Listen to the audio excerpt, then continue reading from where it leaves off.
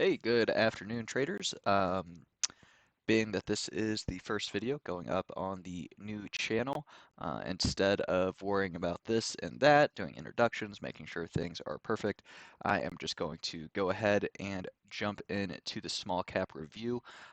This is something that I was doing myself, and I've recently decided just go ahead, turn on the camera, and record it for YouTube. So I'm going to start with today's top gapper, that is SNGX, and we will start here on the daily context. So this is one that has had big spikes in the past. I mean, all the way up to $2 from 50 cents, so 400% move there, and has kind of been doing this above and below situation here, where it broke down to all-time lows and is now gapping up off of that. So being the leading gapper, coming off of all-time lows, this was one that I definitely was not interested in trading. As we see on the daily chart, there is just so much resistance overhead coming in all different types of shapes and forms, including this gap that we have here in the green.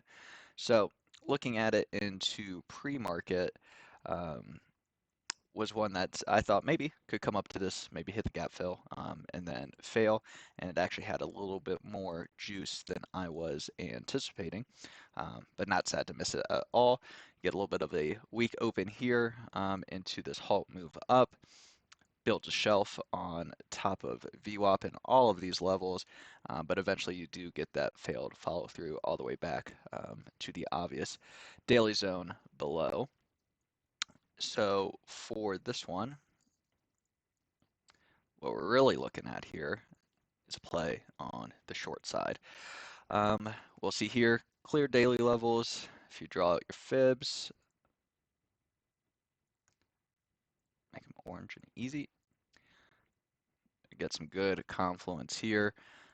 78 fib lining up with this daily level. You're risking a meager 5% or 5 cents.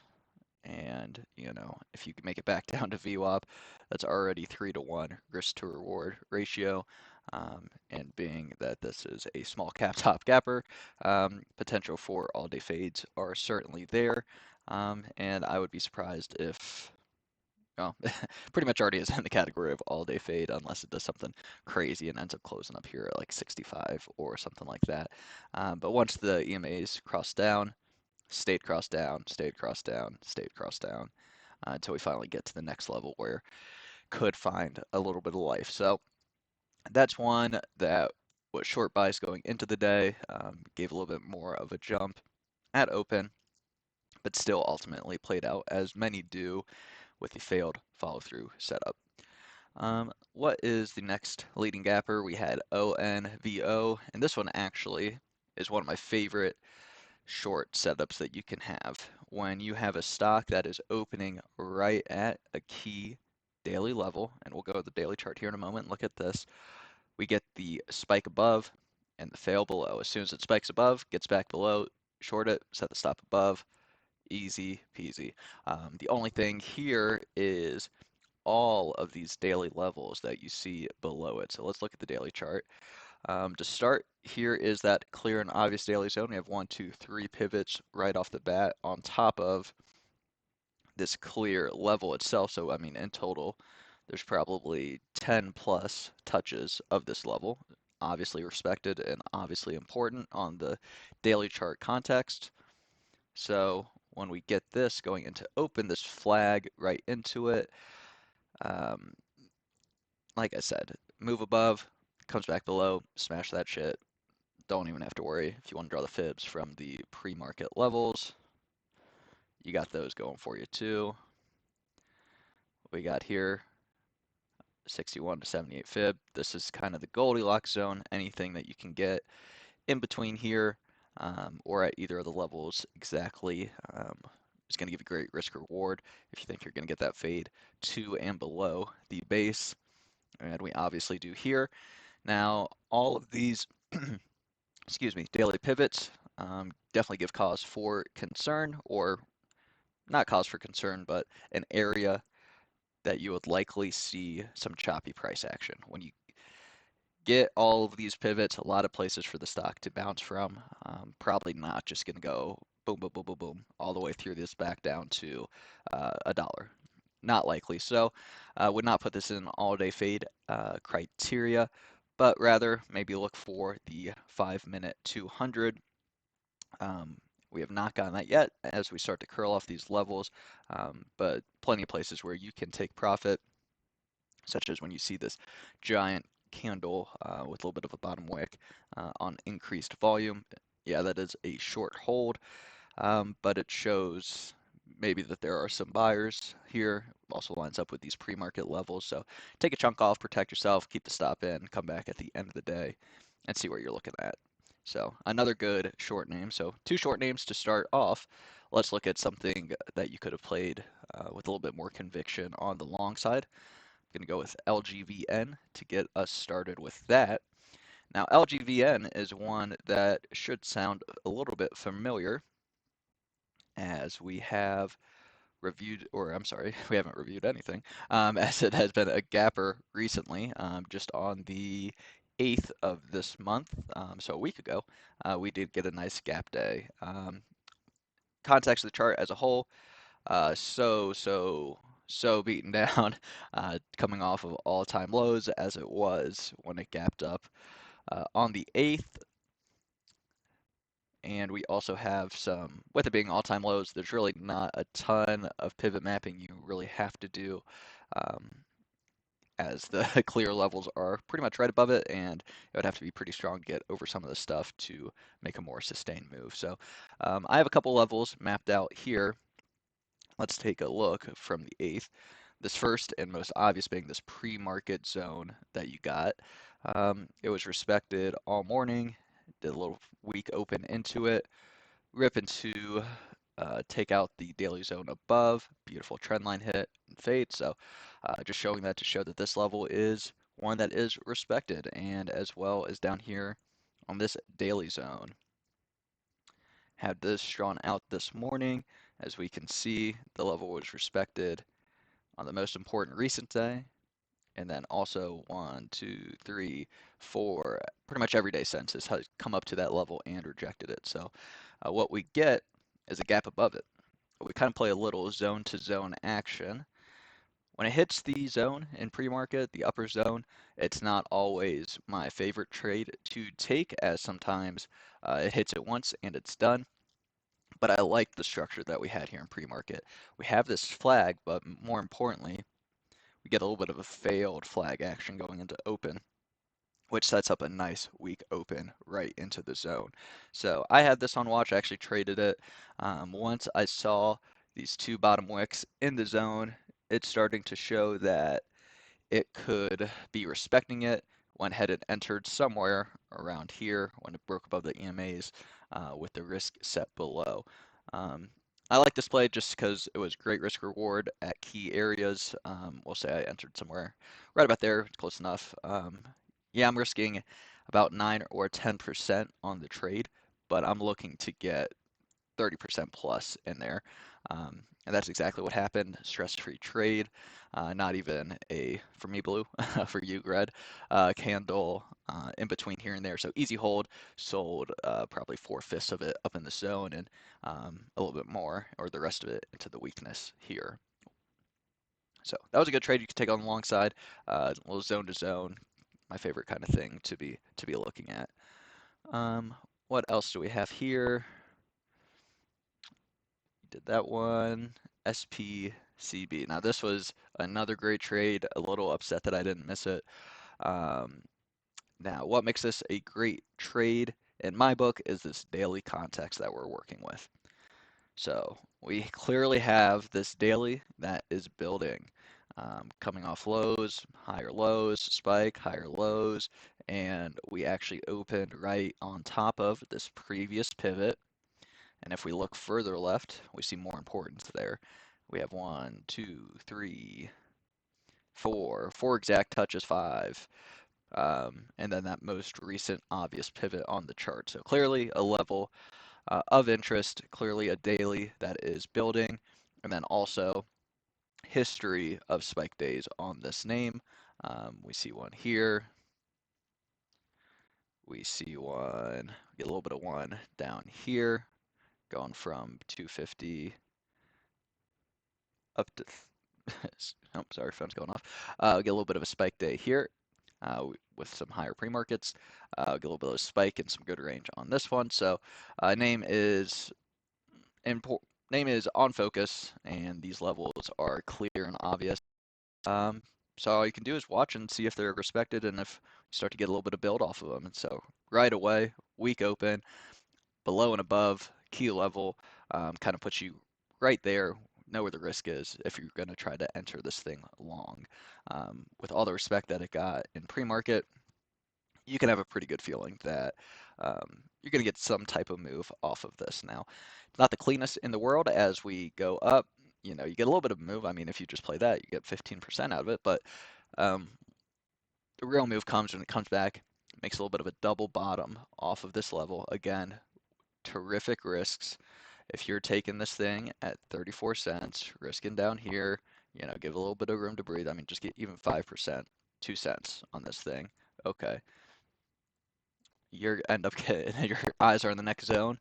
That's 26% away. We're already looking at 5-1 risk reward if we're just going exactly zone to zone and not taking into account that it could go higher, which it did here, right up to $half, 49.40. So that's a beautiful move there. And then you do get a little bit of, it's almost not even failed follow through as it doesn't try much, but failure here. But this key daily level at 43 cents, another one here, most obvious on the chart. Get a little bit of above and below, a little ping pong action with VWAP. So there's no play here until it breaks above. Now that it's broken above, you see this base on it. Again, above and below, nothing wrong with that. You can say, all right, another move. What are we going to look at? We're going to look at from this zone, try to get it up into the next obvious daily zone. And we get that perfectly here. Up into the zone, elevated volume, and failed follow through. So this was a really nice name to play on the long side, clean moves with big range. That's the kind of stuff that you love to see. The daily chart is what's going to keep you looking in the right place for plays like these. Key pivots, not just these day one, you know, gaps into these random areas with nothing above or below. These are small caps. It is probably going to fail. If that is the case, you need a little bit more context on the daily, something that other traders are going to be able to see.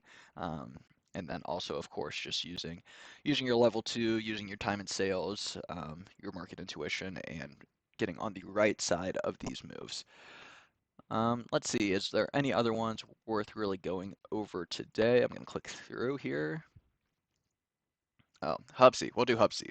HUBC was one that was a little bit disappointing for me as I was looking for a move similar to that that we just went over on the previous ticker. But the daily is a little bit different as we do get this building daily, kind of coming off these all-time lows, previous spikes, but we're not opening above the most recent level here. We are opening above the previous day, but still the ultimate pivot is above. So a little bit different in that context. But what I was looking for, since we did have this pre-market zone from an earlier gap that has shown respect, had it drawn out here, little base above, come up and reject it, and then just yesterday comes up, rejects it again, sets the high of day right at the top of the zone. And so when we get this gap up, and we are seeing this level respected in pre-market, I'm definitely interested in it. The range is a little limited as we do have that kind of ultimate high daily zone there, but with this pre-market, it resets it a little bit and gives you another target up around 250s that you could possibly be aiming for or building a trade plan around. So when it opens right on top of this daily level, you know, this first candle can't always give, you know, the most faith in it. You know, you're 2 minutes into an 8-hour day, so don't need to pretend like you get all the evidence in the world for what the stock wants to do based off of 2 minutes of time. But when you do get this dip back into the zone and this starting to build, this would be a spot where I would say, okay, I feel comfortable taking this long, even though EMAs are crossed down or below VWAP. This is a level that has been respected, and we have clear targets above, even if it is, closer to a 15% move than, the 20% plus that I am typically looking for. So looking for that, then it just didn't have the strength to make it. So it gets rejected there, it comes all the way back down. But we do ultimately get a little bit of a reversal here around a little bit after 10 o'clock, building higher lows up to that level that we wanted all along, uh, peaks above and back below. And then comes and plays yesterday's highs, which is also, of course, the pre-market zone. And this is really the trade that you would want to take. In hindsight, it's always 2020, but you can go back and learn and try to set yourself up for the next time. So when you take it from here, first targets, you want to break of the previous high, so you get your 15%. Tricky price action here with these kind of moves, but again, it's keeping the space all along, respecting the key levels, and then trend lines. They are meant to be broken. So when you have something like this cooking up, and you can, kind of tweak it all after the fact, but you're going to have something like this bouncing off of key, um, this key area right on top of the previous highs. And once it's broken, done, I would be surprised if this finished closer to here than it does closer to these previous pre-market levels. But this is a building daily, so this will be one that um, stays on watch for the next couple days, see what levels are respected, and see if we can maybe get another move out of it. Um, with that, we're coming up on 20 minutes. We'll do one more. Last one. YYAI. So this is one where when you have a daily chart like this, it can be a little bit difficult to trust because you're asking yourself how extended is too extended. I mean, it is way off of the 8 on the daily. It has already had a great run up straight up. So one that I'm watching, but I'm feeling, hey, I really got to see a strong move that I have faith that can sustain, and not try to rush it into anything. So what you get is actually a pretty clean setup in that regard. Clearly, we have yesterday's high of day, a little bit of a double top on it, and pretty straightforward. That is just respected here as we see it play out. Like I said, with this name, I am not rushing to get involved, so none of this is saying, hey, take a position either way on me. But, excuse me, but when you get um, this higher low right on top of the previous high of day, also on top of VWAP, EMAs stacked positively. If we go and here's a little sauce for you guys, we're going to look at the 10-minute EMAs. Um, here we go. Right in there, showing support. Say, okay, maybe this is a day where it could go higher again. So if you base yourself on a good entry, getting something, we'll just call it at VWAP. Yeah, you're risking about 11 cents if you're risking low a day, but once you see this bottom wick, you really don't even have to risk that low. You can just risk somewhere below the previous, maybe a little bit below 150, 149-ish, just to give it a shot. So risking 8%, and right away on the payoff, you're getting 20% out of the move, higher lows as it continues to churn higher. So kind of sad to have missed this one entirely and not taking any trades on it. But as always, good to catalog. Previous high day, great level that you always love to see. If you see that build, see some patterns on it, great place to enter for a long, maybe pre-market high as a ultimate target here, which looks fairly likely that we could get it. So with that, coming up 20 minutes, I will go ahead and call it there for the first video. Not going to ask for likes, not going to ask for subscriptions, but I will say if you made it to this point, go ahead, leave a comment. Any thoughts that you have, tickers you traded, questions you have, whatever it may be, just leave them below. I'll be answering all of them, and I will be looking forward to making more of these in the future. So thank you for tuning in to episode 1 of the Small Caps Recap, and I'll see you guys tomorrow.